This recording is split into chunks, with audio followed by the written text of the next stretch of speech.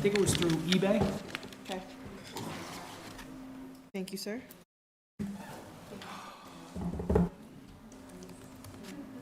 Are you ready?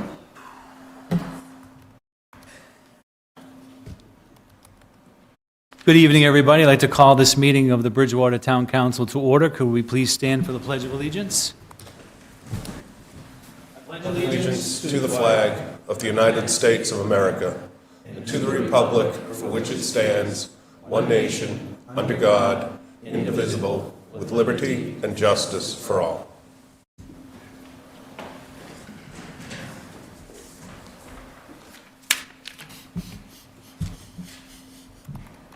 Please ask everyone to have a brief moment of silence in recognition of those and veterans who have passed. Specifically this evening, our condolences go out to the family of William L. Clapp upon his passing on March 1st, 2020. Mr. Clapp served aboard the USS McCloy DE 1038 during the Vietnam War. And our condolences also go out to the family of Donald F. Bullock upon his passing on February 10th, 2020. Mr. Bullock served in Company B, 10th Ordnance Battalion, 4th Infantry Division, V Corps, 7th Army, United States Army, Europe, during the Korean War.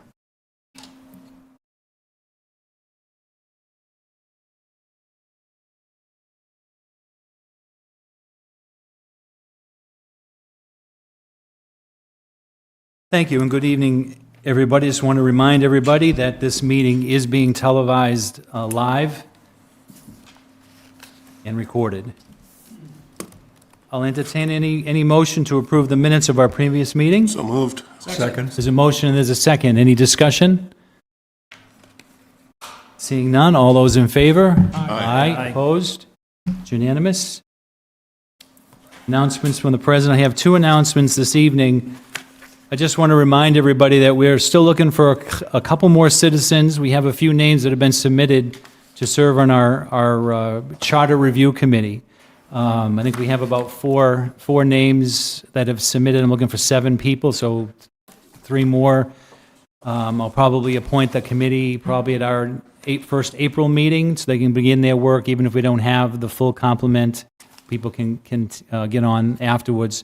So if there's anybody interested in serving on the Charter Review Committee, because I believe there are some things that need to be looked at, we certainly could use some help in getting some thoughts on what people think about the current charter and the way it's written. So, and 2 weeks from this evening will be the annual State of the Town address, where myself and the town manager will give an update to the citizens about what has been happening in the town this past year and what is going on. So I encourage everyone to be here at 6:30, 2 weeks from tonight, March 24th, right here in the council chambers, and we will have a council meeting right after that.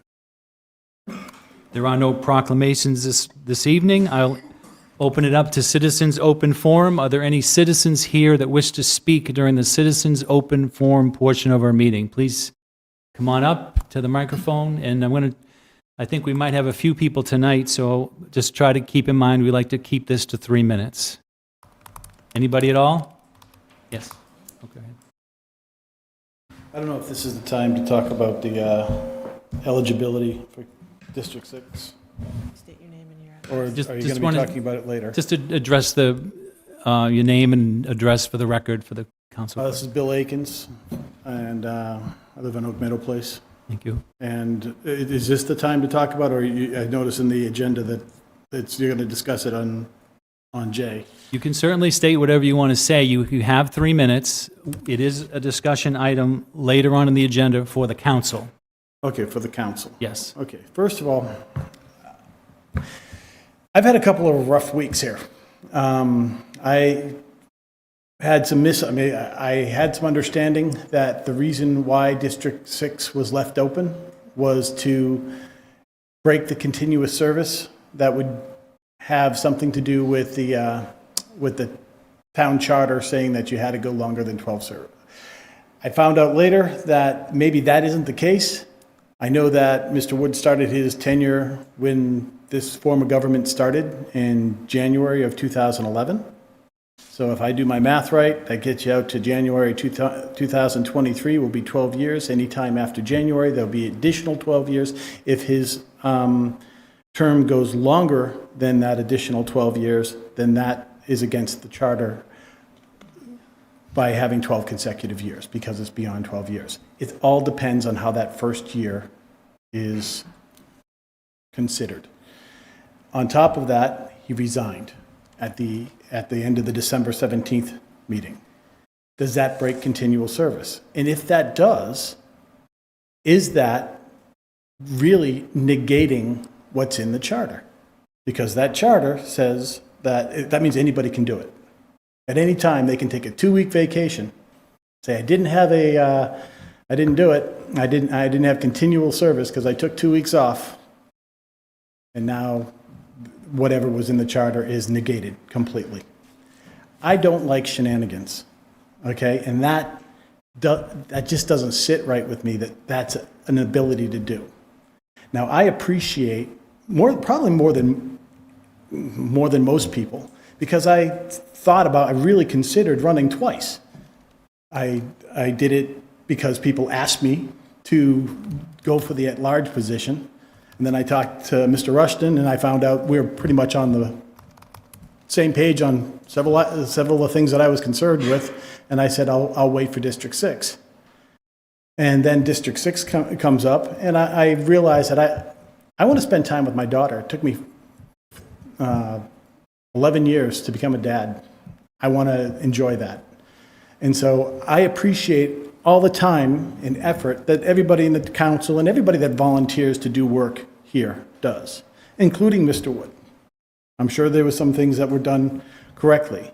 But when you go against a charter, if you go against the words and you try to get around it, I have a problem with that, because we get the government that we deserve. If we don't stand up for stuff like that, this is how you end up with the federal government that we have. This is how you end up with the state government we have. It all starts locally. We got to stand up for what is right. And it's on you guys. You guys are elected to do that. The town manager's assigned to do that. It's on you guys. What I had to go through these last couple of weeks just to get answers was disgusting. I went to the town council. They told me to go to the town clerk. I go to the town clerk. They have a Board of Registers meeting. The Board of Registers meeting sends me back to the town council. I go to the Secretary of State. They send me back to the town. I just wanted an answer, and I couldn't get one from anyone. And I CC'd everyone. I appreciate that you guys volunteer your time, but this is too important. This is what government is all about. This is what needs to be done. Thank you. And is there anybody else here that wishes to speak during the citizens' open forum portion of our meeting?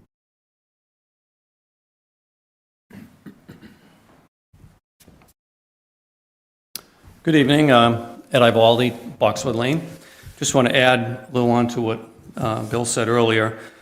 As you're all aware, our upcoming town election is not too far away, actually 46 days to be exact. And unfortunately, this year there's a little bit of a cloud hanging over the election. That cloud is there because of a challenge to our charter by one of your former peers, District 6 Councilor Bill Wood. As a result of Mr. Wood's resignation and then pulling papers to run again for the same position that he just resigned from, he's giving the appearance that he's using a loophole in the charter to avoid the 12-year term limit voted on and approved by the citizens of our town. To date, it is my understanding that Mr. Wood has been asked numerous times in public and on social media to explain his rationale for doing what he's doing, but he has not yet revealed the reasons for his actions. One obvious question is this: assuming Mr. Wood remains on the ballot, and if he wins, is he starting his fourth third-year term, or is he beginning his first 3-year term? Is there anyone here tonight who can answer that question? Regardless of the current legal outcome, this particular situation actually raises a bigger question, which is this: who is ultimately responsible for charter enforcement and for managing challenges to the charter? The charter itself actually provides insight into this answer. Section 2-6C2 reads as follows. The town council shall be responsible for ensuring that the charter, the laws, the ordinances, and other plans, policies, and orders for the government are properly implemented and enforced. Note that it doesn't say the town council actually does the enforcement. Rather, it says it's responsible for ensuring enforcement. So one would have to assume that it's the executive branch, the town manager, would work hand in hand with the legislative branch, the town council, in investigating and mitigating any challenges to the charter. Just to be clear, the charter in use today is the original charter that was adopted back in 2010. Is it perfect? No. Is it vague in certain areas? Yes. Are there other potential loopholes that could be exploited by other challenges? Potentially. That is why there are options available to the town council to update the charter as needed, to minimize ambiguity and to provide additional clarity where it's needed. This particular challenge by Mr. Wood just happens to be election-related. But what if other aspects of the charter are challenged? Has the town council had any involvement in this current challenge by Mr. Wood? We know that the town clerk, a town attorney, the board of registrars have been involved, but has anyone else been involved? My point is this: if the charter gives enforcement oversight to you, the town council, then is there a process, or should there be a process, through which charter challenges flow? I was not able to find anything in the administrative code that currently addresses this. So perhaps that needs to be considered. At a minimum, there needs to be a clear vetting process between the town council and the town manager to review and ultimately mitigate any future challenges. The burden of dealing with charter challenges should not have to rest on the shoulders of the citizens, which for the most part, this current challenge has rested on the backs of the citizens. I believe there is nothing more sacred than upholding the integrity of our town constitution. When a current or former elected official attempts to exploit a loophole for whatever reason, we should all be concerned that a precedent could be set, opening the door or compromising future integrity of that charter. Just as concerning as the impact of this particular challenge may have on increasing mistrust toward elected officials. As a town, we've been fortunate over the past 9 years, as we've transitioned to our new form of government, to have very high levels of trust in our government. Let's not jeopardize that trust by turning a blind eye to behavior that may be considered unethical and not at the highest standard expected of our elected officials, and not to mention going against the will of our people. I thank you for the opportunity to speak tonight, and I hope that you'll consider my feedback for further discussion and action if necessary. Thank you. Is there anybody else here tonight that wishes to speak during the citizens' open forum portion of our meeting? Anybody at all? Seeing none, I would, the time being after 7:33, if I could ask for a motion to take F out of order. So moved. Second. There's a motion and a second, take F out of order. All those in favor? Aye. Aye. Opposed? Okay, we're acting under item F, hearing the 7:33 public hearing petition P2020006, Class 2 Auto Dealers License, 039 Auto Sales, Inc., at 944 Bedford Street. I'll declare the hearing open at 7:43. I'll ask, is the petitioner here and wishes to speak regarding this? Go ahead. Hi. Good evening, everyone. Rob Pellegrini here for the petitioner. This is pretty simple. It's just it's relative to an asset purchase agreement where 039 Auto Sales, Inc. has purchased the assets of SKS Auto, which is currently there. It's located at 944 Bedford Street. There's not really too much more I probably need to get into. It's just a new owner. Thank you. Is there anybody here from the general public that has questions regarding this petitioner? Anybody here that has any questions regarding this petition? Is there anyone here from the public that wishes to speak in favor of this petition? Anybody else here from the public that wishes to speak in favor? Is there anybody here from the public that wishes to speak in opposition to this petition? Is there anyone here that wishes to speak in opposition to this petition? Seeing none, I will entertain any questions that the councilors have to the petitioner. Anybody? Seeing none, I will close the public hearing at 7:45. I'll entertain a motion. Second. There's a motion and there's a second to approve the auto dealer's license. Any discussion? Mr. Fitzgibbons? No. Oh, I thought you were raising, okay. All those in favor? Aye. Opposed? It's unanimous. Good luck. Thank you, have a nice night. Going back to appointments, on Section E, we have Jennifer Rogan to the Cultural Council. Do you want to give a background at all, or?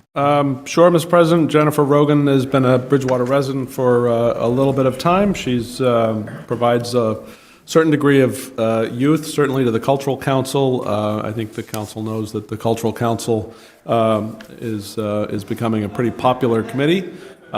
She has served on the board of Old Bridgewater Historical Society and is looking to expand her volunteerism into the arts, culture, and humanities in Bridgewater. And so I would encourage your positive vote on Jennifer. I'll entertain a motion. So moved. Second. There's a motion, there's a second to approve. Any discussion? All those in favor? Aye. Opposed? It's unanimous. Thank you, Jennifer, for stepping up to the plate. Next, we have Lorraine Carrozza on the Save Committee. I'll entertain a motion. So moved. Second. There's a motion, there's a second to appoint Lorraine Carrozza to the Save Committee. Any discussion? Seeing none, all those in favor? Aye. Opposed? It's unanimous. And Lorraine Carrozza doing the double duty tonight on the Disabilities Commission. I'll entertain a motion. So moved. Second. There's a motion and there's a second. Any discussion? All those in favor? Aye. Opposed? It's unanimous. Thank you, Lorraine, for coming out of your brief retirement. So we did the hearing, license transactions. We do not have any presentations from the Elder Affairs. And Mr. President, I'll introduce the chair of the Elder Affairs and Disabilities Commission, David Frimm. Thank you. Good evening, everyone. I have two commission reports this evening, and I'll start with the Elder Affairs. The 2019 Elder Affairs Commission consisted of the following members: Sandy Alley, Nick Baggish, Bridget Pat Doyle, Pete Caratelli, Regina Cohen, Joan Colombo, Vic Del Monte, myself, Deborah Heckberg, Gloria Lemieux, and Diane Rosa. 2019 proved to be a year of transition and growth for the Elder Affairs Commission. Working with Senior Center Director Lorraine Carrozza for the majority of the year, the Elder Affairs Commission worked on innovative new ways to attract Bridgewater seniors with a variety of programs. A new entertainment subcommittee was formed. The Elder Affairs Commission worked in unison with the Bridgewater Disability Commission, the Bridgewater Housing Authority, and Literacy Place on projects that had a positive impact on the Bridgewater community. Elder Affairs Commission money was utilized for the betterment of the Senior Center. Plans were begun to improve the functioning and safety of the Senior Center offices. As the year came to an end, new Senior Center Director Emily Williams began to work with the Elder Affairs Commission seamlessly. Use of Elder Affairs Commission money was approved by the Commission and Town for the betterment of the Senior Center. Movable dividers were added to the Senior Center. This gave the center the mobility to divide the room into 4 areas to better utilize 4 programs at the same time. Commission member Pete Caratelli created designs and blueprints to improve the efficiency and the safety of our office area. He will work with both the director and town to redesign the office entrance to a more approachable and secure way. Thanks to the continued efforts of Director Lorraine Carrozza, the efforts of the Commission, and the generosity of the town, a new van was leased. Increased transportation became immediately available for Bridgewater seniors to and from the Monday and Tuesday lunch program. Improvement in transportation to local grocery stores, department stores, etc. The Elder Affairs Subcommittee members Regina Cohen and Nick Baggas added an exciting banquet program to bring seniors in greater numbers to the lunch program. Every other month, the Monday lunch consists of a roast beef dinner, great entertainment, all at the low price of $5. Often, we've had more than 50 Bridgewater residents that would attend these luncheons. The most successful event of 2019 involved the Student Drama Club entertainers from Bridgewater Raynham High, the Senior Center line dancers, and we also had a paid musical entertainment. How great it was to see the seniors and teenagers dancing together out on the dance floor and having a great time. Larger and more exotic events are planned for this year, including a country western barbecue this summer. Elder Affairs Subcommittee Day from work to bring social activities such as ping pong and toss across, cornhole to the center. Working in conjunction with the Disability Commission, Elder Affairs Commission was involved with the summer and a Christmas visit to the Bridgewater Nursing Home. In the summer, gift bags were distributed. During the Christmas visit, we distributed Christmas stockings filled with gifts. Time was spent with each resident of the home. Participants included members of the Elder Affairs Commission, Disability Commission, Literacy Place, and the town. Plans are in place for several visits in 2020. As a matter of fact, we're going to have an Easter visit coming up in a few weeks. This was a great example of how several Bridgewater commissions can work together. The Elder Affairs Commission worked with the Disability Commission and the Bridgewater Housing Authority, sponsoring a large event at the BHA Community Center. BHA Director Karen Rudd assisted with invitations and prep of space. About 50 BHA residents attended the event that essentially discussed many of the services and programs that were available to Bridgewater residents. Speakers included Kathy Hayes, the Outreach Manager, Emily Williams, the Senior Center Director, myself, the Chair of the Disability Commission, Lorraine Carroza for Triad, and more. It was an educational and fun event. Gift bags and refreshments were available. Karen Rudd is working with the commission members, Baggett and Cohen, to sponsor lunch programs at the Senior Center with residents of the BHA. If successful, this program will continue through 2020. And indeed, a couple of weeks ago, we had 15 people from BHA join us at the Senior Center. Commission member Regina Cohen has worked with High Pond Estates and Stone Meadow to improve van service to these large locations of Bridgewater seniors, to and from the lunch program and other events. Larger quantities of Senior Center newsletters are now delivered to these sites. Members of the commission work with the Director of Elder Affairs throughout the year. An attitude of volunteerism is prevalent. Commission members volunteer in the office, Meals on Wheels, lunch programs, exercise and dance classes, and more. The arrival of Emily Williams as Director of Elder Affairs will lead to great things in 2020. Working with the Commission, Emily has already enacted several changes, small and large, that will lead to the betterment of the Senior Center. The doors are now open, always from the lobby and into the office, creating an open and welcoming space. The Commission improved greatly in 2019 the intercommunication between the BHA, Disability Commission, and large residential communities of seniors that can and will lead to more use of the Senior Center. Emily has reached out to the East Bridgewater, West Bridgewater, and Middleborough senior centers and had them visit to share their information. This open door of communication will certainly lead to great things. Respectfully submitted, myself. Does anybody have any, thank you. Does anybody have any questions for David regarding the Elder Affairs Office? Mr. Rushton? Yes. David, thank you very much for coming in tonight, and I don't actually have a question, but I just wanted to thank you, all of the commissioners that volunteer their time, the staff and the volunteers that work down there. Myself personally, having previously been a commissioner down there, one of the things I'm most pleased to hear about is more interaction at the Bridgewater Housing Authority. We have so many seniors down there that are not mobile or able to get down to our senior center, so I know that the new director is working with Karen, and I appreciate the efforts to combine those two communities together. So thank you very much. If I may add, Lorraine Carroza is joining us on the Disability Commission, and we kind of been working hand in hand between the different commissions, and we're actually talking with Karen about having our meetings at the BHA instead of here in this building, to kind of incorporate them more into the meetings. So I think it's going to work out positively. Sounds good. Thank you. Thank you. Anybody else? Mr. Lindy? I just wanted to thank you as well for being here. Not really a question, but I've had a chance to attend a couple of events there and very warm, welcoming people. I only had the time to do it once, but I did the Meals on Wheels, and the folks that are the volunteers there and the director are just first class. They really are. Come again. Okay. Any other questions on that? We'll move on to the Disabilities Commission report. Great, thank you. David? 2019 Disability Commission members, myself, Henry Goldsmith, Anna Nakuji, and Bob Bolger. The Bridgewater Disability Commission has developed in 2019 into a primary forum for the town of Bridgewater, in which the needs and issues of people with disabilities can be addressed.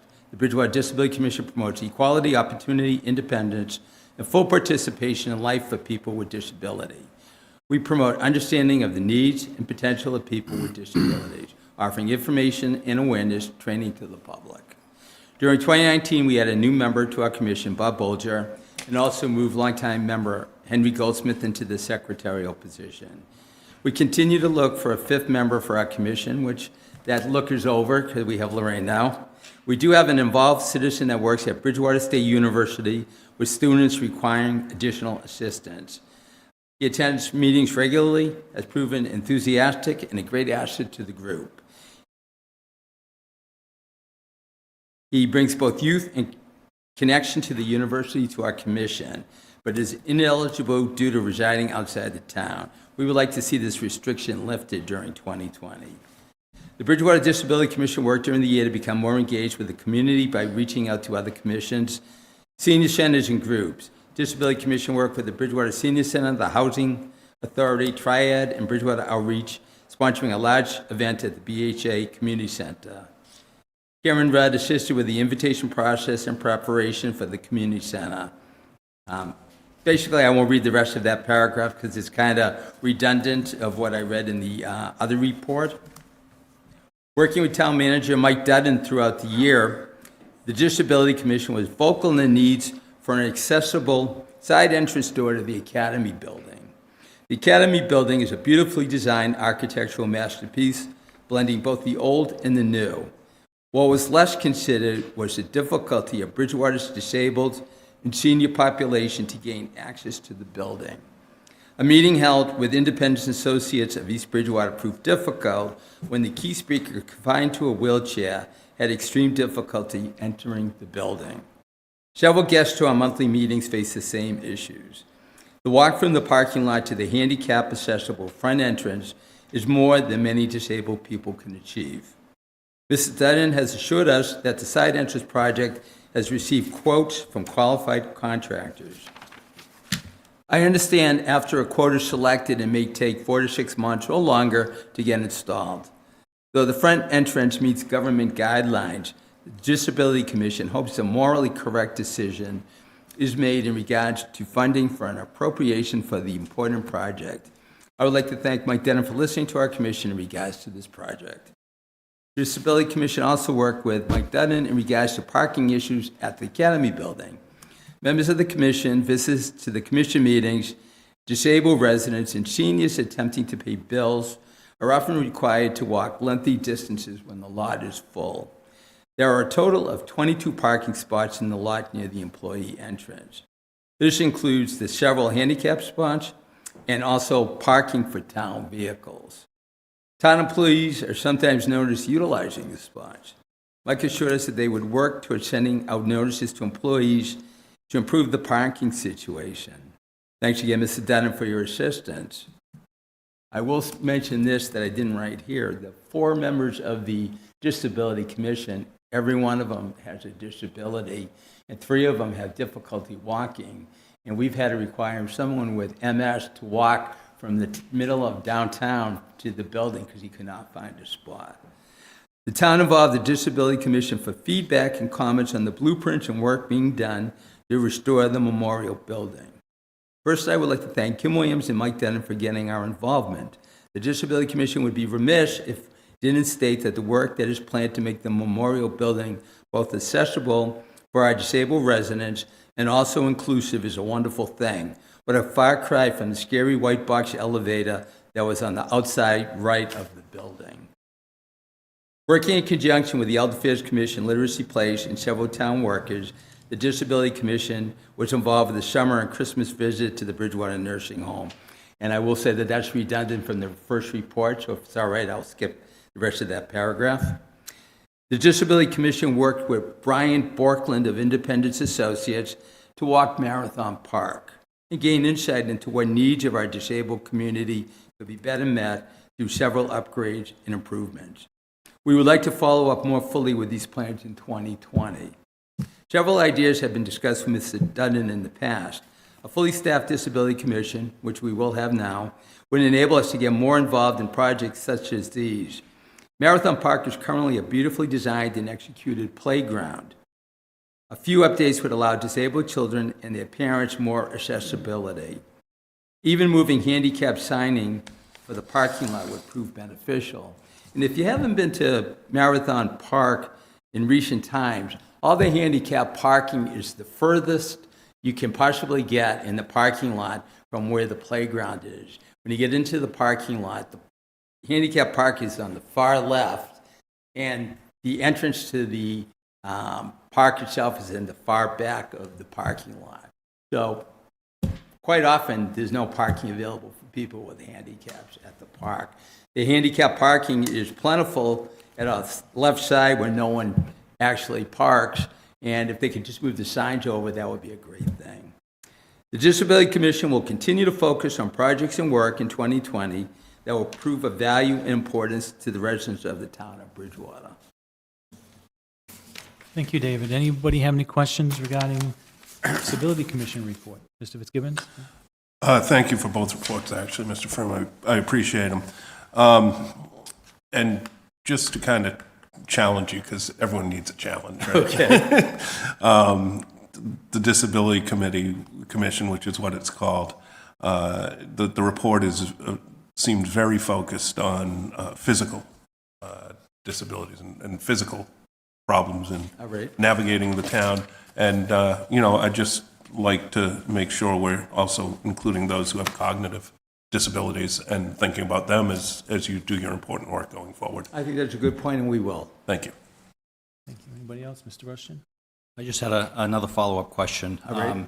You had spoke to about some of the design and construction for disability entrances and whatnot might meet federal or state code. However, in some cases, it might not actually make sense. And so having the Disability Commission to make some recommendations around improvements or construction. My question or the thought that comes to mind is currently I'm sitting on the school building committee as well as starting the fire feasibility study. Is there a process in town that brings the commission in at some point? I understand that it might be code, but maybe your commission has some recommendations around construction before we construct it and then realize it really doesn't make sense. Is there a process for that in place? Honestly, not that I know of. Okay. We haven't been called up for a lot of the things. I actually had, if I have a moment to add one little paragraph, I did have a point I wanted to make that would actually, thank you. I would like to take a moment for one suggestion. How great would it be going forward if there was a push in Bridgewater for the commissions to work more fully together? How great would it be for the town to work more fully with the commissions that support the town? I would like to suggest that the commissions could be better utilized and prove of more value, or perhaps they are more tied into the town. For the record, I'm also on Triad. I am on Literacy Place, a treasurer, and I tutor English as a second language at the library weekly. And I volunteer at the senior center on Mondays and Tuesdays. And mostly, I see the same people and all the different things that I do. And I will say, there's a feeling sometimes that you're left out of the town and what's going on. So your point would be great, because I would like to be more involved, and the commission would love to be more involved. Great. Thank you. Thank you. Anybody else? Again, thank you for coming in and giving us those reports. I'm sure these should go in our annual town report because they're perfectly written for that. Well, thank you. Thank you very much. Thank you. Thank you. Moving on to the town manager's report. A few items on here. I have a few items for the council. One, the standing item, Mitchell School. There was a Mitchell School Building Committee meeting last night, and the project continues to be on track. The excitement of last night's meeting was that it went through another design cost estimate. And the cost estimates, they're dueling cost estimates. Both cost estimates came in within very few dollars of each other, which is a good sign. There are no dramatic differences in the cost estimates. They're reconciled, which is a process that the OPM goes through with the two firms that do the two estimates that are reconciled. And the project continues to be on budget, still working with the same number of $80.6 million, and that will continue to be the maximum number.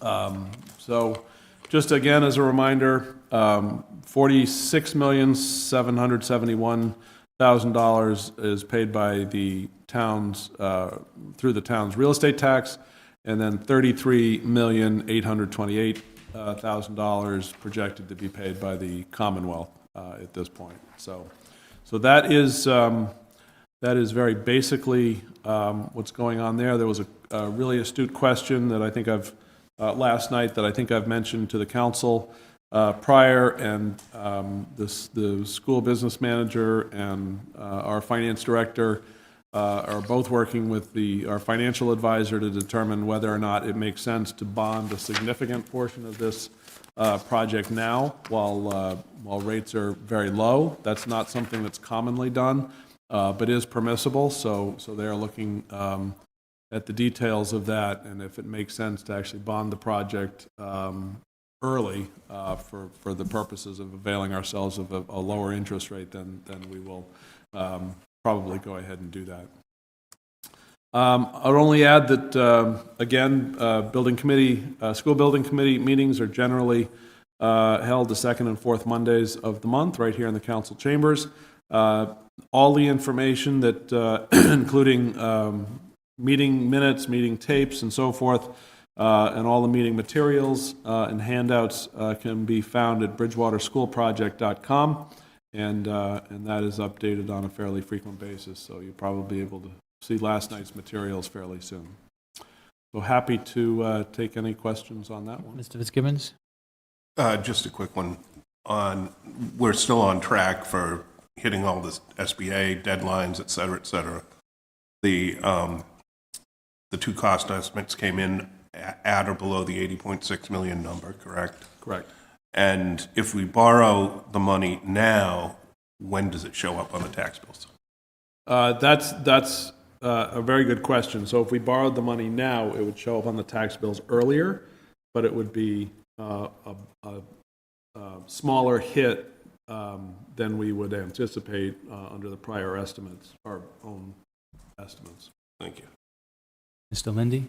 Just, there are two public meetings on the Mitchell School project they told us about last night. One is March 23rd, 1 to 3 at the Bridgewater Senior Center, and the second one is Monday, March 30th, 7 to 9 at the Bridgewater Rainham Regional High School Lecture Hall. So we just want to let everybody know about that in case they have any questions on the project. Thank you. Mr. Rushton? If I could just add, the discussion last night, where we talked about interest rates, we were talking about just borrowing a portion now and then more money later. So we'd see the interest rate, lower interest rate on a portion, but the tax assessment would be lower because we would be borrowing the full amount right now. Is that what the discussion, if I recall, last night? Basically, so the possibility that we would borrow, I guess the best way to say it is early. Well, let me back up. Traditionally, when you do a capital project, you don't do the permanent borrowing until you've completed the project, you've been issued the CO, and all your expenses have been identified and lumped into whatever your borrowing has to be. So that's the traditional way of municipal borrowing. Could you explain a bond anticipation note in that context? So in that context, bond, you obviously have expenses as you go through the project. So bond anticipation notes are a source of cash in order to pay the contractor, the monthly payments that you have to make to the contractor, or pay the architect, the monthly payments you have to make to the architect. So bond anticipation notes provide the cash flow. So you're doing a little bit of short-term borrowing, and then when you get to the end of the project and you combine all those bond anticipation notes and all your spending on the project, you say, okay, it's X amount, and that's the amount we have to go out and bond. So in this case, what we're looking at, because interest rates are so abnormally low right now, is what would the savings be to the taxpayer if we borrowed a significant chunk right now, but not more than we think we need, because you don't want to do that, but borrow a significant chunk of it right now and set it aside and then have it available for spending as the project goes along. And then when you get to the end of the project, only have to bond the little bit of money that you didn't want to bond because you didn't want to over borrow. So the question really is the savings of bonding early, the interest rate savings of bonding early, significant enough to actually pull the trigger and bond early and subject taxpayers to an earlier increase in their taxes? And if it's not, then we would hold off and just do the traditional borrowing and have that increase come then. But our financial advisor is saying, well, let's do that analysis, because if we can borrow at 3% today, and the projection shows that it's going to be something more than 3% in the summer of 2022, then it might make more sense to borrow now. Sure. I think we're on the same page. What I wanted at least residents to be aware that if they saw, in fact, an earlier payment on taxes, it would be because we're trying to save on the overall project itself by taking advantage of early and lower interest rates, so that people wouldn't be surprised if they had seen that on their assessment. Correct. We would be very, very vocal about exactly what we're doing in that event, though. We don't want people to be surprised. To just follow up on Mr. Rushton's point, and you're talking about whether it would be worth it to borrow early or not, no matter when we borrow, we have to pay $80.6 million of principal, or some number significantly less than that if you guys work hard.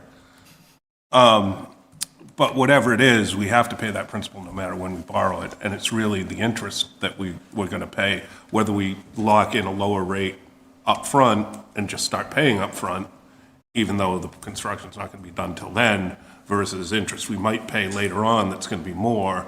And so we're really just shifting the interest burden and trying to make it a less of an interest burden on the taxpayers, correct?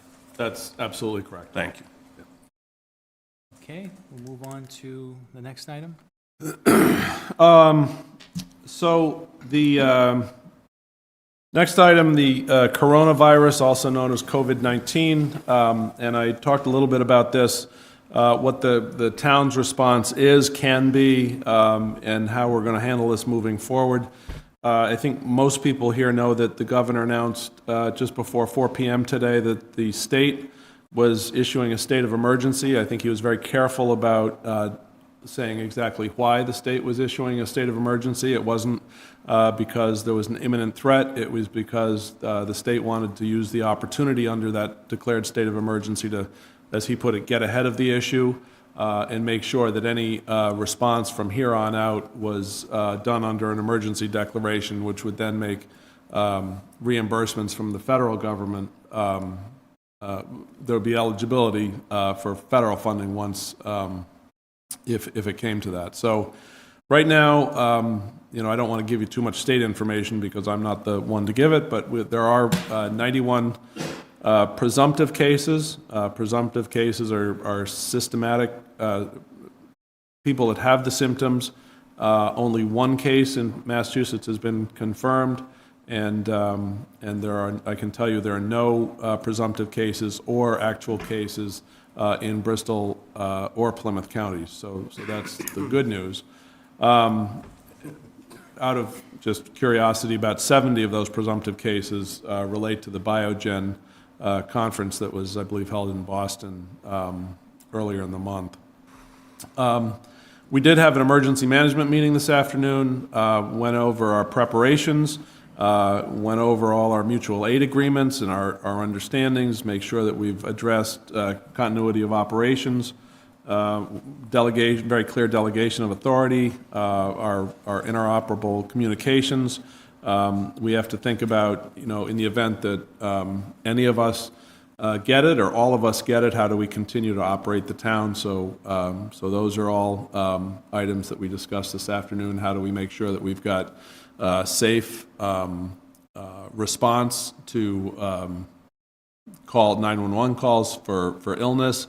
Make sure we have a protocol for assessing and screening the calls as well as the actual patients when the ambulance arrives on scene. So we are right now doing a decontamination of all town buildings, also police vehicles, fire vehicles.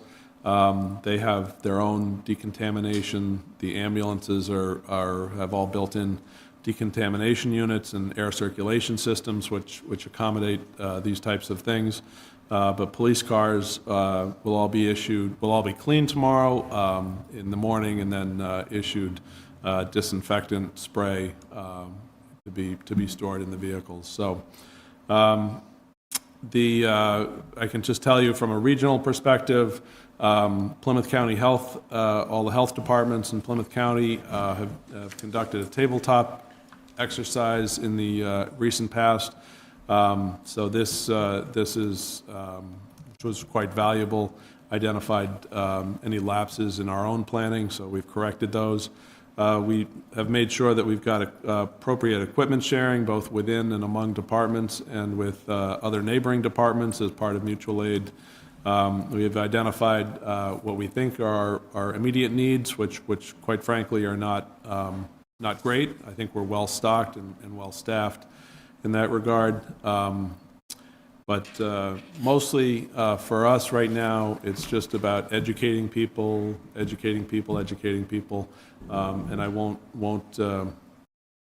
have to go over all that, but I think everybody knows by now how you prevent an infection and how you avoid an infection and who's most vulnerable and so forth. So we are, without going too much more into that, I just wanted to let people know that we are prepared and in the event that we have a case, whether it's an employee or whether it's a resident, we know what kind of actions we can take and how we should react. I know BSU is having discussions this week about, they're on break obviously right now, they're having some discussions about what they will do next week after break ends.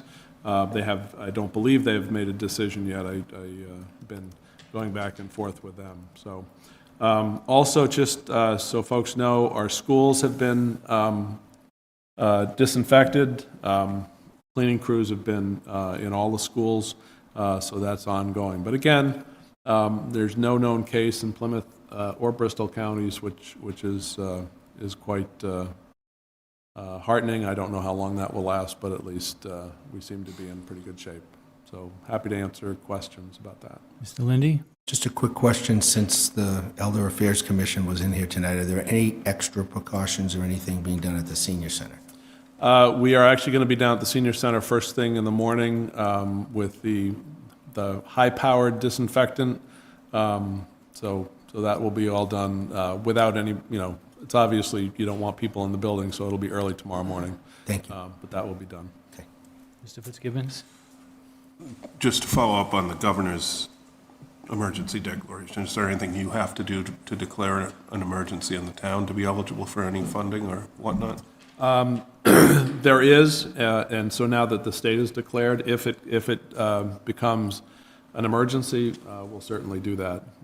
Or if we have have to trigger a response pursuant to a case, then we would not hesitate. And we're actually coming up with the detailed protocols about what that declaration would mean and what it would mean for staff.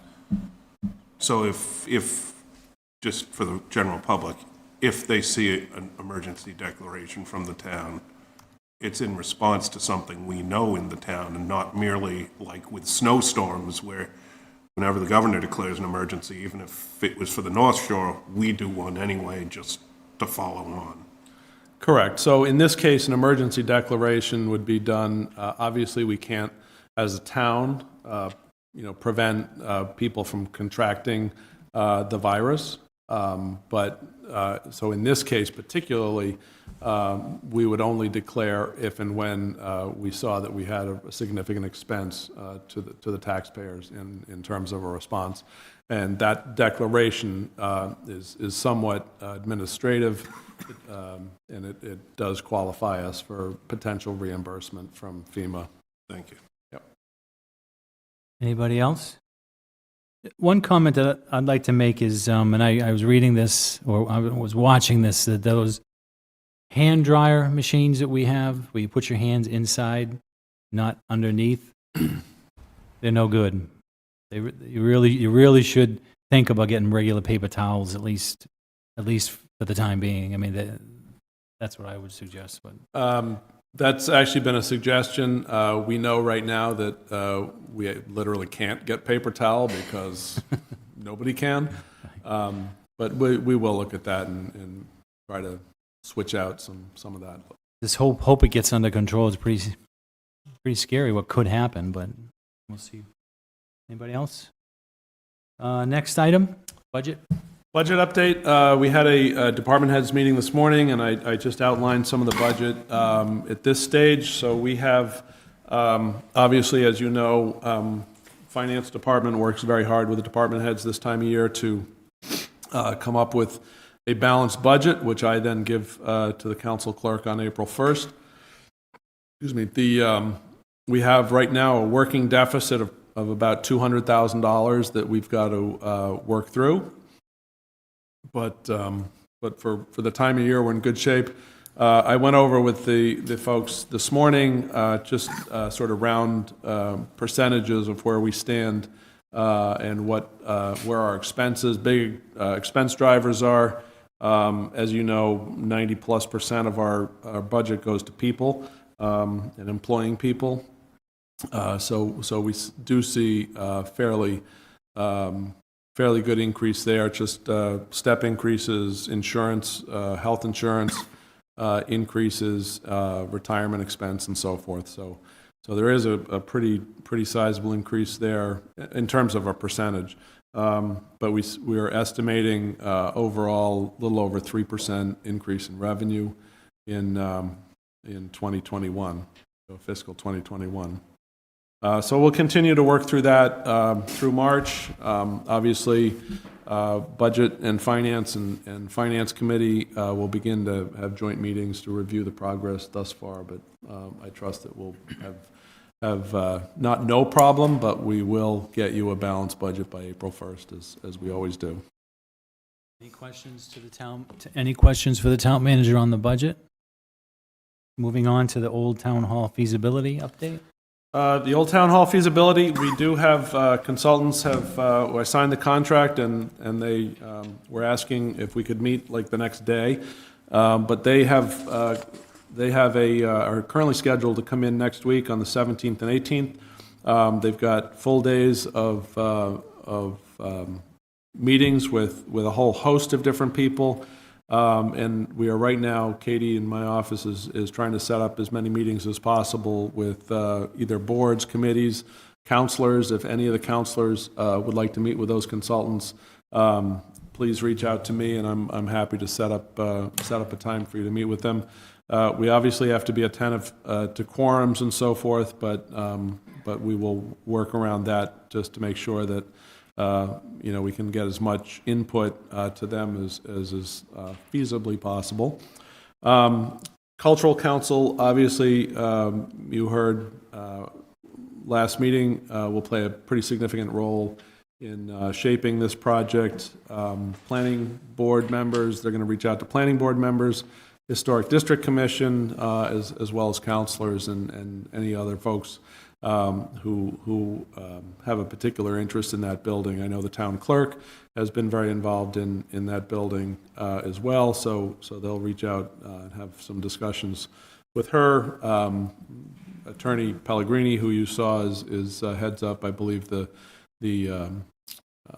Music Alley, correct. So he will also play a role there. So we're trying to reach out and be as inclusive as possible. So as I mentioned to the council, if anybody is interested in having some time with the consultant to really share a vision or share some thoughts, please let me know. And if anybody is out listening to this meeting that has something to add there, please let me know, and we'll set up something.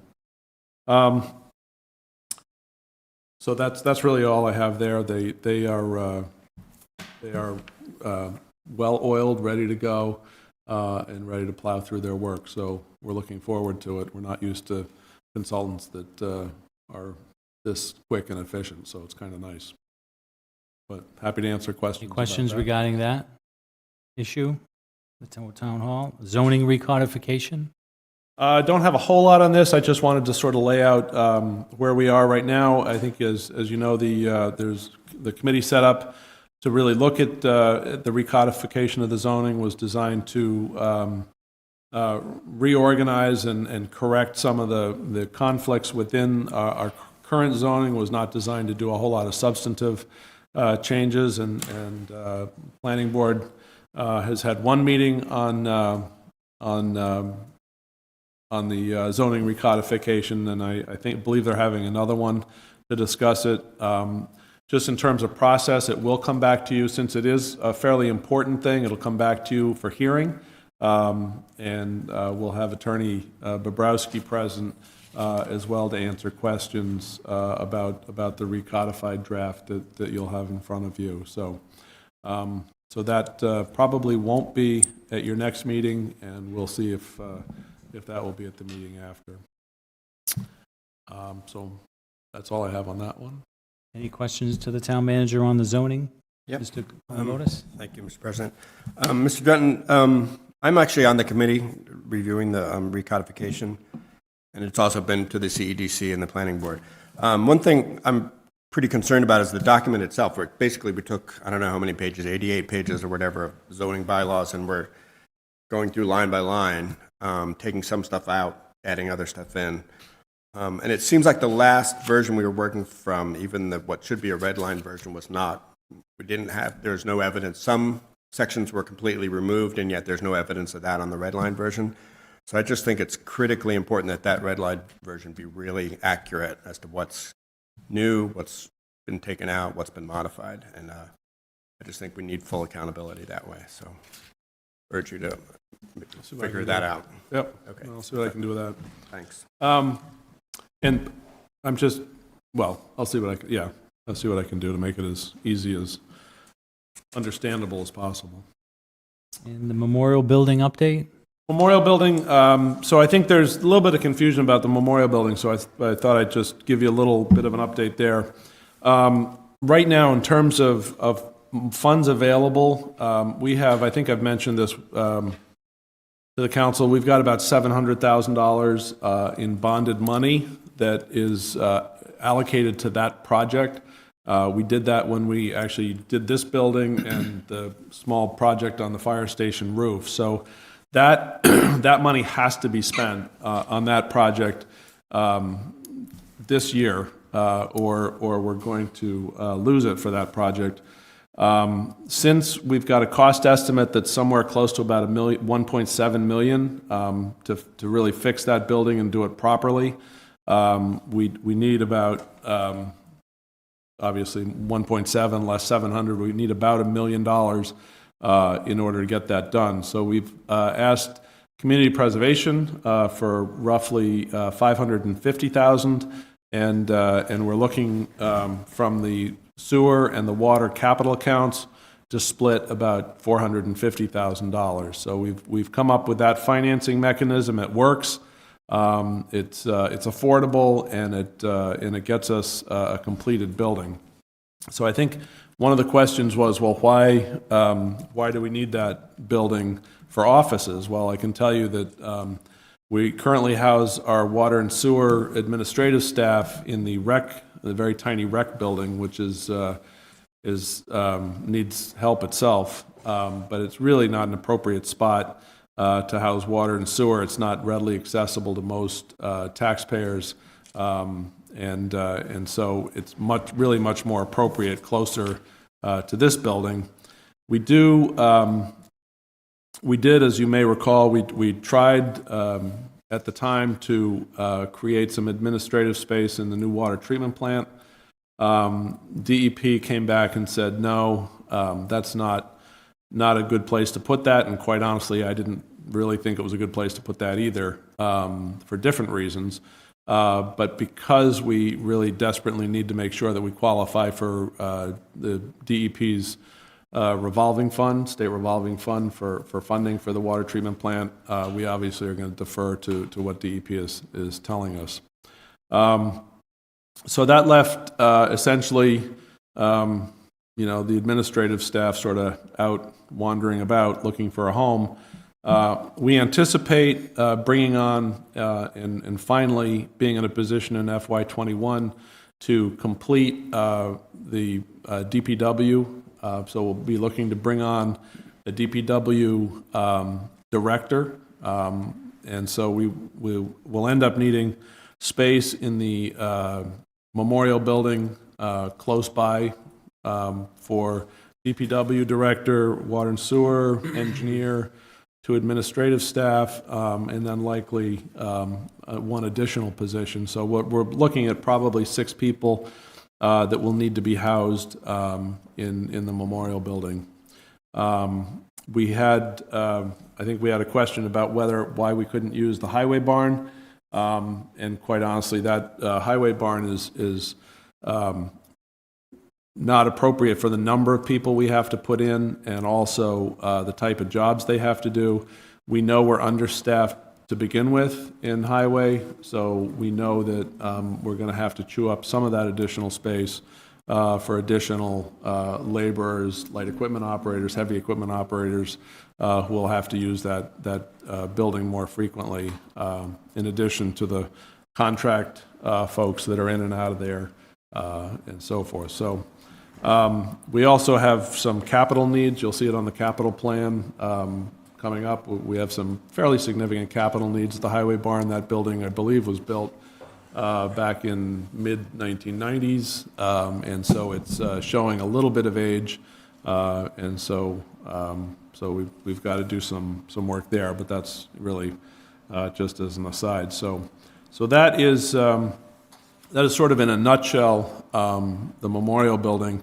I guess the most important thing right now is really in this fiscal year, we have to commit the $700,000 that we've got in outstanding bonded money to make sure that project is complete. So happy to answer any questions. Any questions about to the that. town manager on this item, Mr. Lindy?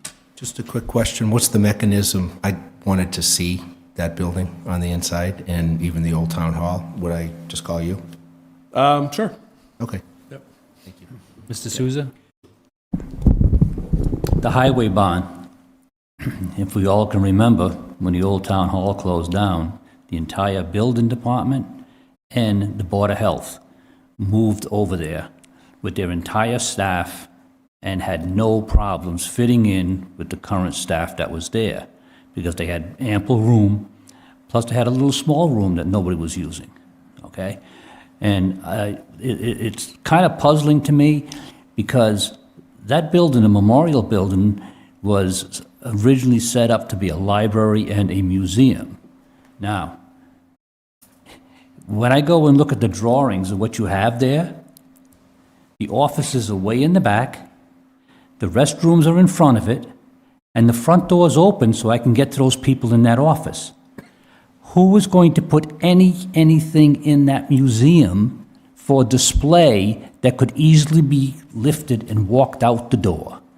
And, you know, I think if it's only worried about what are we going to do with the money and where it's going to come from, that highway bond should really be looked at, the place to go, and leave that memorial building for what it was mainly intended for. We're putting the archives down in the basement. That's going to be a big, big help to us, all right?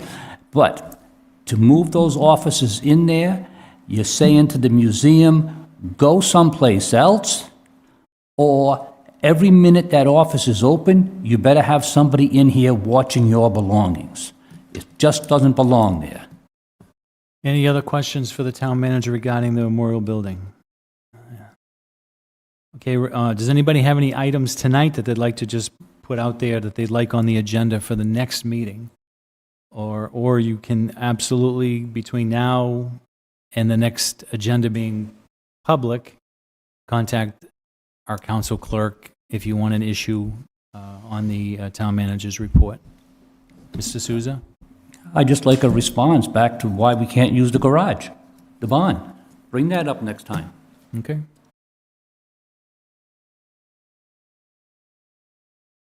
Moving on, under discussion items this evening, there's one, and I put this item on for discussion simply because of all the discussions that have been going on in town about the election this year and a potential violation of the charter.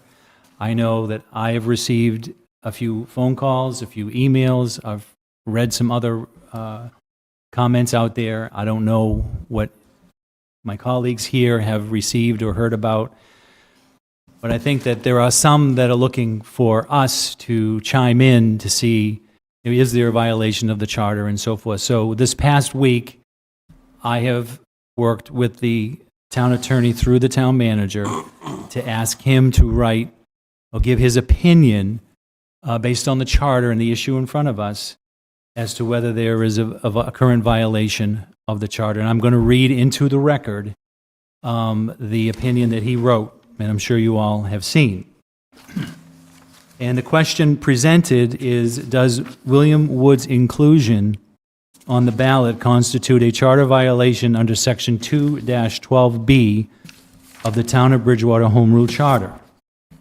That's the question. The facts.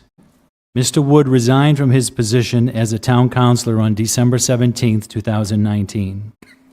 Mr. Wood's seat on the town council was filled by appointment of the council on February 4, 2020. Mr. Wood has pulled nomination papers to run for his previously resigned council seat. Those papers have been certified, and he is currently on the April 25th, 2020 ballot. Applicable law. Section 2-12B of the Town Charter states as follows: no person shall be eligible to be elected as a member of the Town Council if at any point during the term of office for which the person may be elected, the service of the eligible person would exceed 12 consecutive years on the Town Council. Based upon the current facts... What's that? The analysis here. Based upon the current facts and circumstances of the plain language of the Town Charter, Mr. Wood's inclusion on the ballot does not constitute a clear and unequivocal violation of the Charter. While minds may differ on the interpretation of Section 2-12B of the Charter, from a legal perspective, the 11th edition of Black's Law Dictionary defines a year, not a calendar year, but as a consecutive 365-day period beginning at any point. The 5th edition of Black's Law Dictionary then defines, quote, consecutive as successive, succeeding one another in regular order to follow in uninterrupted succession, end quote. Accordingly, the plain legal language of the Charter itself would imply that, quote, 12 consecutive years refers to 12 365 days, uninterrupted periods running successively. Here, the undisputed facts show that there has been an interruption in Mr. Wood's 12 365-day successive periods. Again, whether or not the voters of the town of Bridgewater intended that consequence when adopting the charter is unclear. However, that is what we currently have in front of us for interpretation. The conclusion is based upon the foregoing. It is my legal opinion that Mr. Wood's inclusion on the ballot is not a clear and unequivocal violation of the 2-12B of the town of Bridgewater's charter, and that's signed by our town attorney, Jason Rollins. Does any one of my colleagues have any questions regarding this specific opinion and issue? Mr. Columbotus.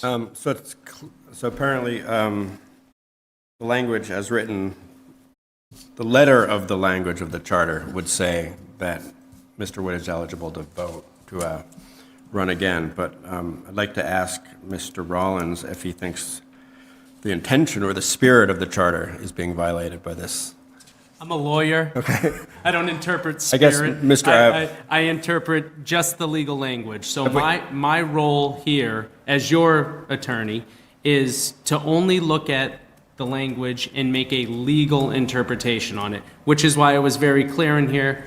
There can be other ways to look at this, but I am analyzing it from the plain language of the text itself, Right. which I think is clearly defined. This is a legal document. I utilized the legal definitions Right. within that document to make my analysis. I kept it that So straightforward. the word speaks. So perhaps it's a question better to Mr. Dutton. Do you know, have you gotten any feedback from the Charter Commission who wrote the charter as to what the spirit of the, not that it matters, I guess, in how we apply it, but perhaps it might be information for the voters. I think we just heard from the chairman of the original Charter Commission in public comments, and his Okay. opinions So were pretty clear. yeah, so it's plain that Mr. Ivaldi, his intention and the commission's intention was that it should refer to the, not actually 12, not 365 times 12, but I think these are the 12 issues. calendar years, I right. think these are the issues that were contemplated when charter commissions were developed at the outset of the charter, so that these issues, as they work through this process, as they work through a legal process, can be amended by you all, right? And so you, in that way, you guys can treat this as a living document, but as the document stands in front of me, it isn't. It's Right. just the black letter of it's the words, document. words with clear Correct. Right, okay. Thank you. I wouldn't have any doubt. Anyone else? Okay, move on to committee reports. We have Public Safety and the Fire Stations Committee update. I'll refer to my colleague, Mr. Rushton's update. Take care of it. One sec, just give me 1 second, I apologize. Can I just ask a question? Yes. Like a point of clarification. I'm not sure who I'm asking it to, but if members of the original charter committee still exist, and there's almost enough members to have a meeting, could they discuss that issue? Absolutely. The next Charter Review Committee can, I hope they strengthen some of the language in the charter. That would be, Okay. certainly. I think these are the things that are very appropriate, Right. frankly, to work through. To Mr. Lindy's point, the original Charter Committee served its purpose and is no longer active. Okay. We had a Charter Review Committee Okay. that did its work, and we had a vote, and the changes that were ultimately proposed were voted down, and Mr. Gallagher's asking, and rightly so, to form a new Charter Review Commission, and, you know, that's why he said we need more people, because we need people to wrestle through these issues. Thank you. Mr. Rushton? You all set? Okay. So on, I'll do a brief update. On the 27th of February, the Public Safety Committee met. We discussed a number of orders before us. One of them is is itemized here, legislation for action, so I will skip over that and provide that during that. We did discuss Resolution FY 20-008, East Street traffic. And so we had a lengthy discussion. The police department both the police chief, fire chief were present, Captain Slats. And so they had provided some data related to traffic on East Street, and quite frankly, nothing really popped out in terms of looking at speed and traffic accidents. So just to give you some numbers, they essentially looked at 3,370 cars on East Street for a period of 3 days.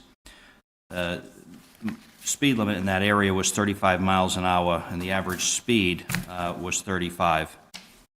They also moved it further down the street for a period of 24 hours. There were 760 cars on a 30-mile-an-hour zone. The average speed there was about 36 miles an hour. In discussing accidents, there's been, in the last year, 4 accidents. One was a result of an animal, one was a result of a medical, and 2 were actually traffic-related over a period of 1 year. There was a sort of a lengthy discussion about East Street in general and traffic, and there's been a number of emails that I've received in different areas of town related to, whether the appropriate speed limit is posted, whether we have enough stop signs, yields, and those kinds of things.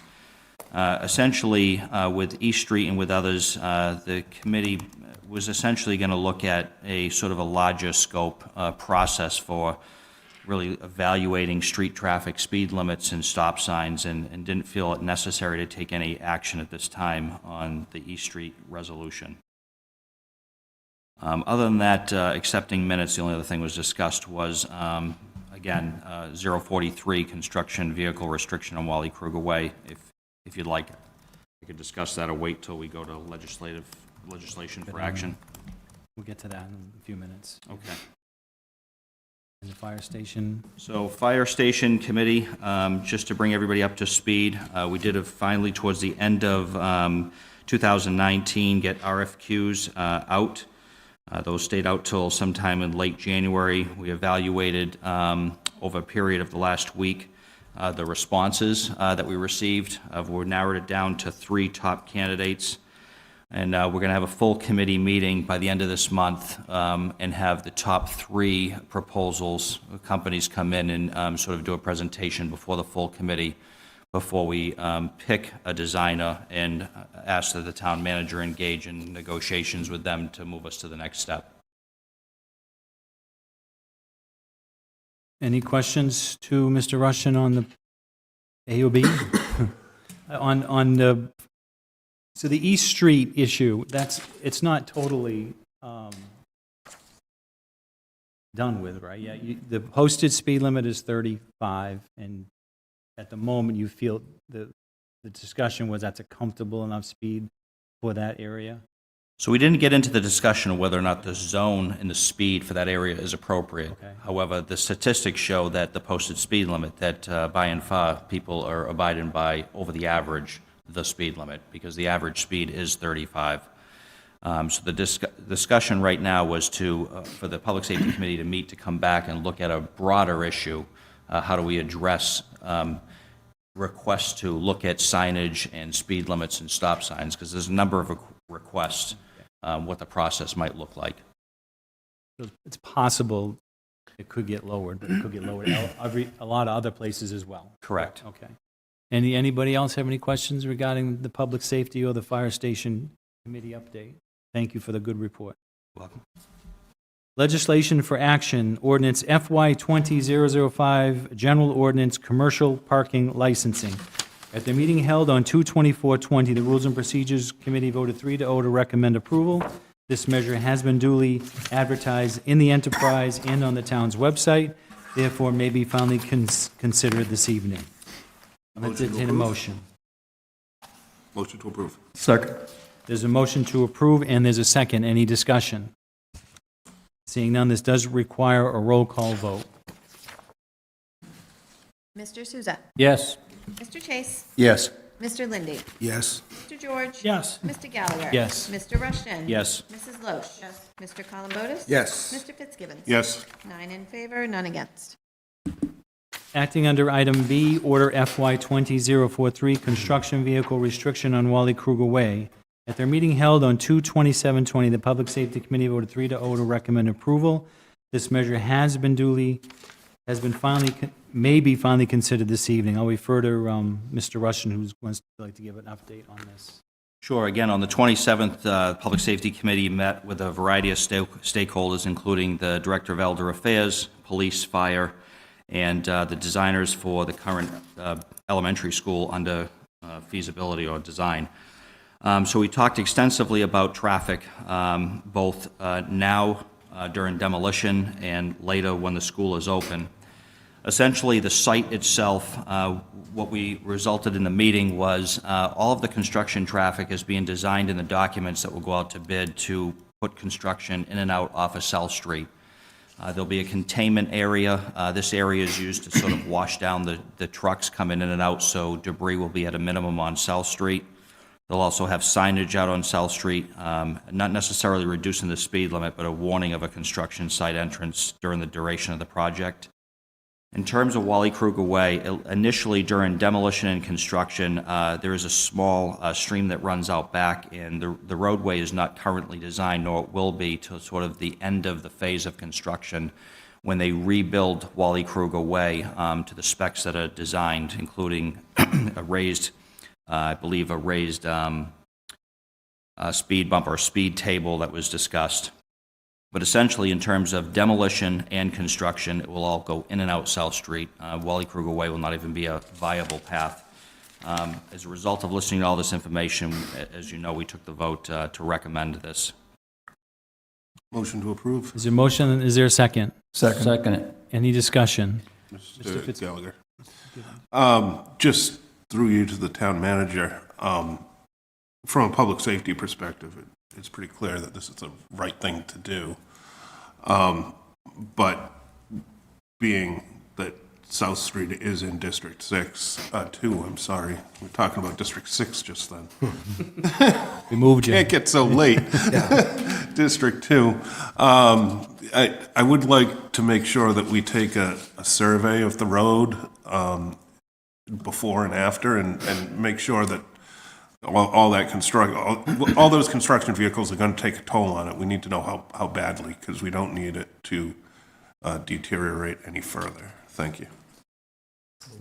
This is going to be forever, so if there's any construction needed to happen in 2025, this ordinance would still live on, and they would not be able to use the updated, upgraded road that would take them out through South Street, to Route 18. Yeah, in addition to the ordinance, the roadway itself is only being designed to exit school buses only.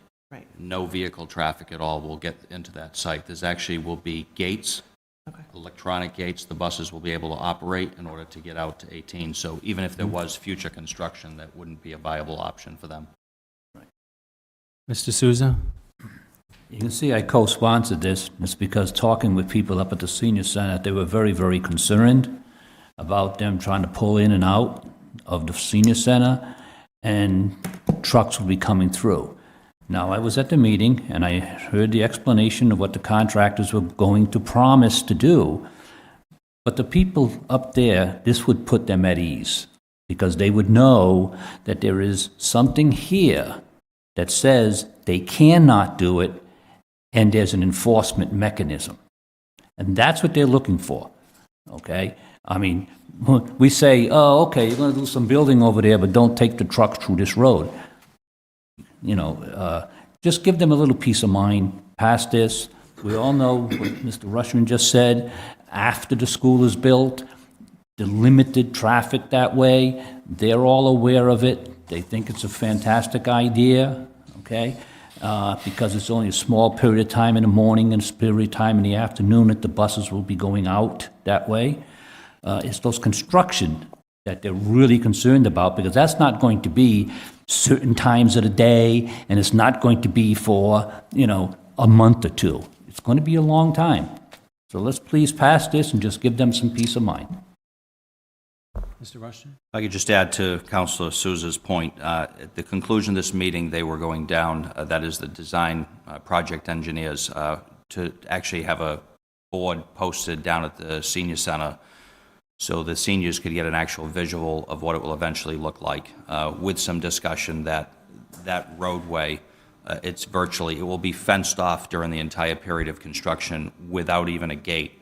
because of that culvert that's there, it couldn't maintain the weight that they would need for terms of traffic. So it's never really been considered a site in terms of construction traffic ever during the feasibility and design process for that school. So hopefully this will reassure them that that's not going to happen. Thank you. I think that, based on the Wally Kruger Way and how there's this section that's just a little path that coming in and on South Street, and I was a little skeptical in the beginning, but coming in and out of South Street for the whole demolition and construction of it, it makes sense, but it also will I think other hazards might materialize, but you've explained that there'll be a lot of precautions and signage up for South Street, because there is, if the trucks are coming from 104, they got to go by the Williams School. And, there's a lot of traffic there a few times during the day with, kids crossing the streets and getting to their, parents' cars and things like that.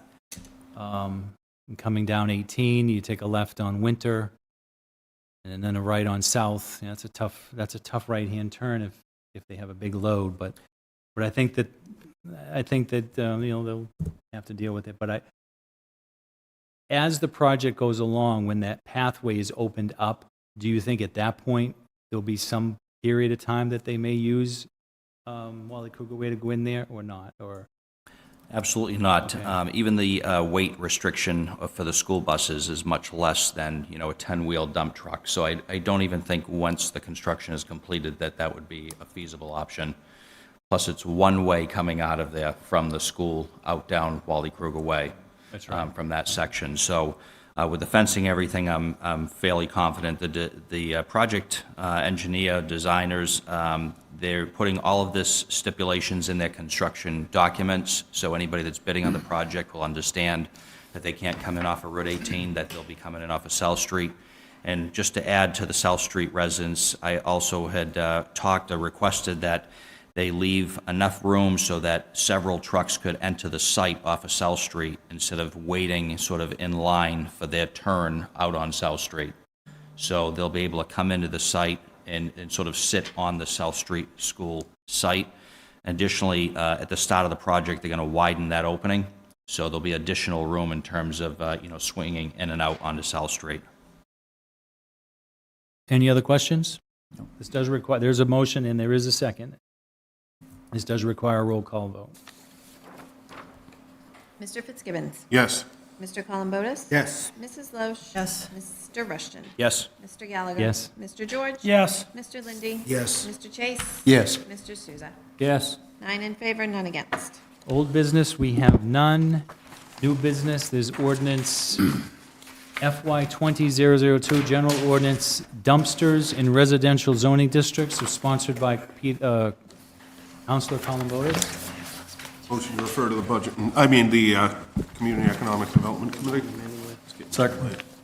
Motion, and there's a second to refer to the Community and Economic Development Committee. Mr. Fitzgibbons? I'd just like to add my name as a potential co-sponsor here. If Mr. Columbotus will agree, this may survive his term on the council, so. Unless I run He again. resigns tonight. Unless I quit for 5 minutes. So I. That would be great, Okay, yeah. Okay, and, I'm happy to have him as a co-sponsor. excellent. Ms. Loesch? I'm questioning if it needs to be referred. I know as a Yeah, I was committee, ju- we all work. Yeah, there is an issue on here that if the item does not get referred, and We there's don't a have to. question of whether you want to refer it, we can just send it to advertising tonight. I guess, I was going to say unless there's something specific that is really objectionable that someone wants. I don't think it Anyone needs to wants go us to to- a committee, but if we want to send it to a committee, we can, but at the minimum, it needs to go to advertising tonight, and we can vote on it at the next meeting. Yeah, so unless anyone's got any serious concerns, I think it could stay I'd move here. that we submit it for advertising. I'd withdraw my motion, Thank but you. let's have a further discussion at our next meeting, perhaps. Yeah. Okay? Or, So I mean, the motion's been withdrawn. Either way. I would move we go to advertising. There's a motion, Second. there's a second to send it to advertising. Any discussion on that? Mrs. Loesch? I'm wary of sending it to advertising without having hashed it out. So unless everyone's absolutely sure they're happy with it right as it is, we shouldn't send it to advertising, right? I think we have to, right? Well, We have to not send it yet, we don't. We could talk about it, Oh, so. right. So don't wanna- I guess I, under this, I'd ask Mr. Columbotus just to give his rationale and et cetera for the. Right. Yeah, if we could allay any concerns at this point, that would be, and then send it to advertising, that would be great. I just saw the proliferation of dumpsters, even the small yard-and-a-half dumpsters in residential neighborhoods is really kind of an unfortunate development. And I think if you buy a house in a residential district and expect to be among other houses, you don't expect to see a dumpster sitting outside your window. So if a dumpster is required, I just think it makes sense to screen them from public view and from neighbors' view. So that just simply does that. I asked the Director of Community Economic Development to put something together, and she thought this would serve our purposes. Mrs. Loesch? Yes, thank you. The reason that I would recommend keeping it here is that the committee of the CEDC had worked alongside Mr. Columbotus to create this. So sending it to us to talk about it again, I think would be fruitful because we all crafted it as a committee. And to your point about everyone reviewing it, we've talked about this, I think, for the past 4 years. And this is something that covers most of what we were trying to achieve. People and housing will be, homes will be grandfathered in, so this is anything new once it gets adopted. But something to think about as folks start to build and create, what do we call it? Solid waste collection areas outside their homes, that this will be on the books shortly. So let me ask a question. If I want to rent a dumpster to have my roof redone, or I have to rent a dumpster to have my roof redone, I want to do a big clean out and just throw a bunch of crap away. Yes. And can I put this dumpster in my driveway? Yes, if you refer to the last sentence, it says temporary dumpsters and/or receptacles used during construction projects, including demolition, are exempt for the length of the project. Okay. So at what point would I need to secure it or put a fence around it? Like, if I'm going to keep it? If it's going to be there for routine household trash disposal. If I can follow up on Mr. Gallagher's question on this, because it does say, as Ms. Loesch points out, used during construction projects. I can think of a house right near me who, unfortunately, within the last year or so, both the husband and wife passed away relatively close to each other. And they only had one child who's now in the process of trying to clean out years of his parents' life and put it into a marketable condition. He would not be exempted from that then, that he'd have to get the screening thing. Because it's not construction and Right. instead clean out? Yeah. So perhaps we have an amendment for another word in addition to construction? Or take out the word To construction? see a time frame. If it's sitting there for that's what I 6 was months, just gonna say. then I could see something being enforced. Because these things aren't cheap to rent either. These are you want to get rid of it quick, in my view. So if you make it. What about adding the clause used during construction or clean out projects or clean outs even? I would just take out What would you say? Take out what? I would take out construction. Yeah, that's one way to do it. Not limited to construction, just temporary Just dumpsters, projects, that way. including demolition, are exempt from the, right. Because you need a building permit to put a roof in, right? You need a building permit. I don't know if there's an expiration date on the building permit, right? Well, you need a permit because it's a function of the building. It has nothing to do with the waste. You might have a renovation project that takes the better part of a year. Yeah. But, we're not in the business of trying to, give specific estimates for particular kinds of projects. It's very simple. If it's there for purposes of refuse, to be filled and empty on a weekly basis, that's one thing as opposed to something related to a project. Sure. I get it. Yeah. So we'll. Did you want to make a motion, Ms. Loesch? Can Delete. Where We're are we almost in this? done. During construction. The agenda was almost.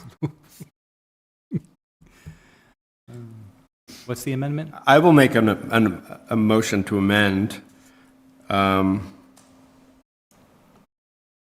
in the last sentence to delete starting the word used. So it would read temporary dumpsters and/or receptacles, including demolition. No. You may want Temporary to say, dumpsters and/or receptacles are exempt for the length of the project. So to strike from used to demolition. So it would read temporary dumpsters and/or receptacles are exempt for the length of the project. I'll second that. What's an explanation, Mr. President? Explanation on a you temporary? may want to, can I make a take our time. suggestion? Sure. Just an ordinance suggestion. You may want to say temporary dumpsters and/or receptacles used during projects, including but not limited to demolition, are exempt from the length of the project, or exempt for the length of the project. So you're striking construction, and you're saying after including, but not limited to demolition. So that you're being inclusive, right? Right. And you're not narrowing Straining it. ourselves, right? Right. Mr. President, right? Maybe we can look at something that says daily use. Okay, because the receptacle that you're talking about was a dumpster that's there being used every single day to get the household trash out. When you're doing construction, renovation, or anything like that, or to clean out in this case, that's not daily use. It's a one-time incident, gone. Yeah. People are really renting dumpsters for their regular trash? Yeah, for multifamily. Well, they're only a yard, cubic yard. So I will withdraw my previous motion. Who seconded it? I did. so On the amendment and. Amendment, We yeah. make the amendment the way the attorney suggested, Right, so I withdraw that motion to amend.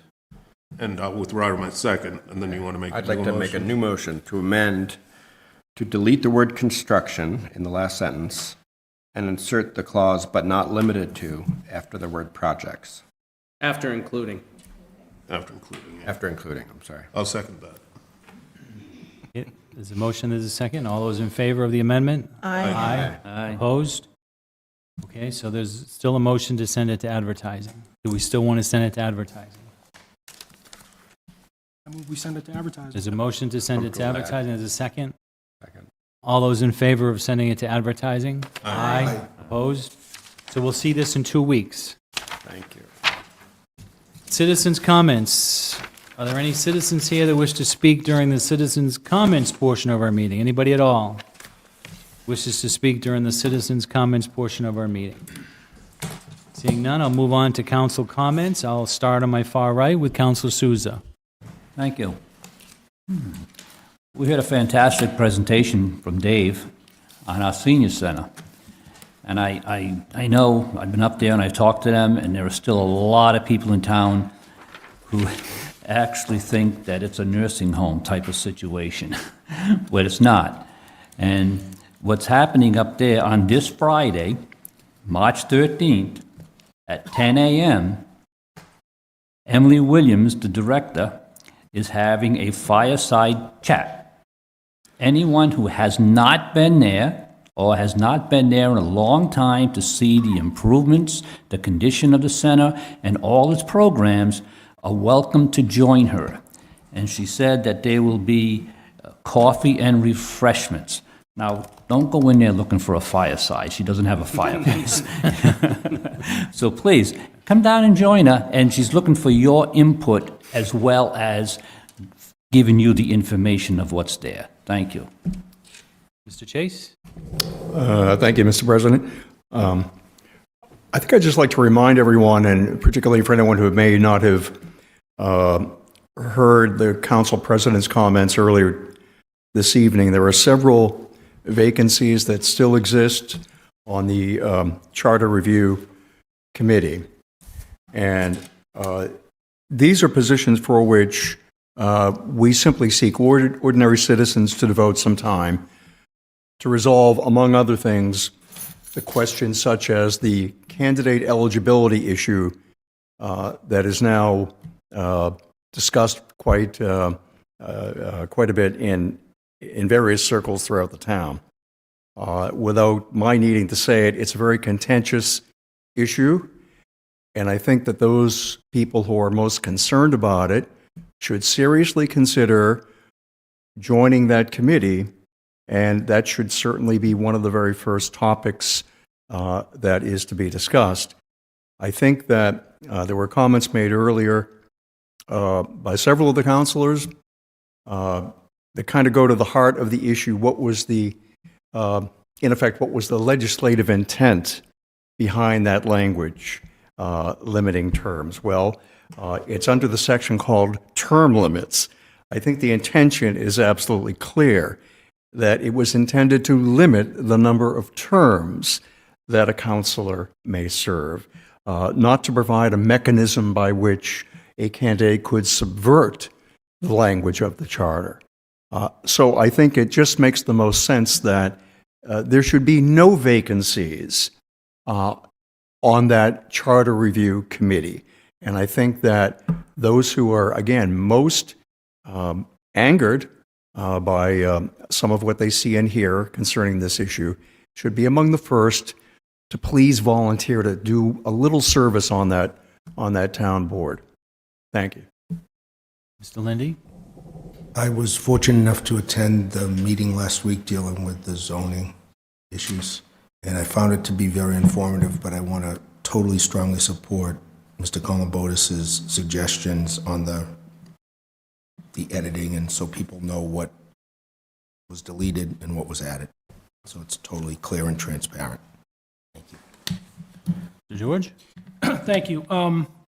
I just want to convey to anyone who's watching, listening, I hope that people are taking the advice of CDC, state public health, to stay educated on the coronavirus, taking the necessary precautions, but also trying to stay away from some of the hysteria that is out there that's being driven by God knows who. We will probably have some more to deal with down the road, but I think from everything that I've read on an official basis, we will get through this. But I think it also reminds us that not only do we need to look out for ourselves, but look out for our neighbors as well. Thank you. Mr. Rushton?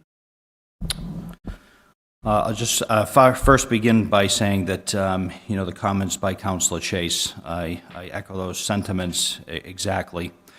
I feel there's a couple of opportunities, one for people to step up and be on the committee to look at the charter and make recommendations for changes. They also have another point to participate, and that is during the election. So let's just see what happens during the election. I think it's been well stated by the council president, the position of the town and the advice that we're being given, and now it's your opportunity to show up and vote and see what happens. Transitioning from that, I just wanted to give a shout out to the Bridgewater Rainham girls basketball team for an unbelievable season. Unfortunately, they lost tonight in Andover, 52-44, but had a fantastic season, and I think next year they'll have even a better season. I also just wanted to put another shout out to the Bridgewater Police Department and Officer Michael Clark and the K-9 officer, Officer Steve Kingsley. Shortly after our meeting, the last time we met, a few hours later, they were delivering a baby in the Home Depot parking lot. So I just wanted to congratulate them on a job well done. And other than that, I think that's it. Thank you. Ms. Loesch? Nothing tonight, thank you. Mr. Columbotus? I'd just like to echo, I guess, what maybe Mr. Rushton was kind of getting at with, you have a chance to vote in District 6 if you don't like the way things were done. So I'll leave it at that. Mr. Fitzgibbons? I was going to say nothing, but then Mr. Chase made his comment, so I just want to make sure we're on the same page, because I'm sure he didn't exactly the way I heard it. So we can talk after the meeting, Mr. Chase, if you want to. But I don't want anyone to come into any town board or committee they may be appointed to angry and mad about something and trying to change something just because they're mad about one particular issue. Take a longer view and make sure you're doing what's right for the town. We know what's written in the charter. It apparently by our attorney is not, there are ways apparently to go around it, but if it's 4 terms, it's 4 terms. If it's 12 years, it's 12 years. And if that's what people want to do, that's great. But there's a whole bunch of other stuff in the charter that needs addressing too. And if we're just going to try to do a charter change on one issue, we tried to do a whole bunch last time, and it didn't work out all that well because it came down to essentially what was one issue. So I would avoid that one issue that it came down to. But there were still a whole bunch of great ideas that both Mr. Gallagher and Ms. Loesch brought up is when they were on the Charter Commission. So go in with an open mind and go in with what you think is in the best interest of the town. Don't go in mad, please. Thank you. Thank you. Yeah, just quickly, I hope a few more people step up to the plate to serve on the Charter Review Committee. You really will get an in-depth view of what the charter says and read the language and try to tighten it up, as was tried to do the first review. And we brought several changes to the voters, and they were all voted down. So perhaps there is that appetite where they do want some sort of clear term limits, perhaps, or do away with term limits. I don't know. But hopefully at the next meeting in April, a first meeting in April, not the next one, I'll appoint the committee and let them start their work. And we'll have more discussion on some of the directives we want to set for them. And to reiterate what Sean George said, wash your hands as often as you can. Try not to use a blow dryer. Use paper towels. And we are going to have an election in a month or so. We have a contested race in Precinct 6, and we have nobody running in Precinct 5. So we'll be back here. Well, the next president will be here to seek applications if there's nobody gets a legitimate write-in to appoint someone.